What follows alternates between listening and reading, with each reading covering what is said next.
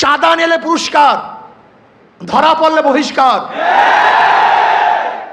Viral হলে গ্রেফতার। কি ভেবেছেন বাংলাদেশের মানুষ বোকা? আজকে আমাদেরকে জিম্মি করে ফেলছে। দল এই খুনের দায় দায়িত্ব গ্রহণ করবে না।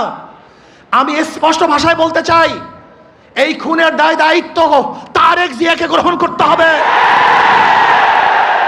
এই খুনের দায় দায়িত্ব মির্জা ফখরুলকে গ্রহণ করতে হবে। এই খুনের দায় দায়িত্ব বিএনপিকে গ্রহণ করতে হবে। এই খুনের দায় দায়িত্ব প্রত্যেক প্রশাসনকে গ্রহণ করতে হবে। ইসলামী যুব আন্দোলন বাংলাদেশ কর্তৃক আয়োজিত আজকের সম্মেলনের সম্মানিত সভাপতি ওলামায়ে কেরাম, সর্বস্তরের জনগণ ভাইয়ের আমার, আজকে আমরা দুঃখিত, লজ্জিত, মর্মাহত। আজকে বাংলাদেশে যে ঘটনা ঘটতেছে গোটা দুনিয়ার সামনে মুখ দেখাবার মতো মুখ আছে বলে আমি মনে করি না। গোটা দুনিয়ার মানুষ আমাদেরকে খুনি মনে করে। যে দৃশ্য দেখেছি মিটফোর্ডের, আমি পুরাপুরি শেষ পর্যন্ত এই ঘটনা দেখতে পারি নাই।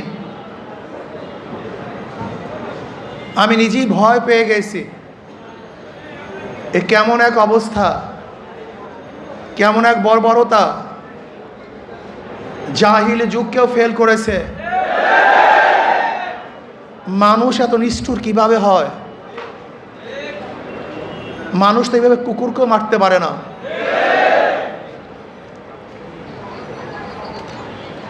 কয়েকদিন আগে ভোলা তজিমুদ্দিনে স্বামীকে বেঁধে রেখে গণহারে তার স্ত্রীকে ধর্ষণ করেছে।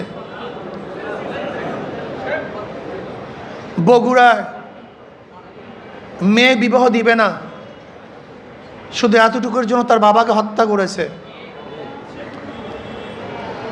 আজকে চাঁদা না দেওয়ার কারণে মার সামনের থেকে যুবককে তুলে এনে হত্যা করা হচ্ছে। আজকে বাংলাদেশের অবস্থাটা কি? মানুষ কেন রাজনীতি করে?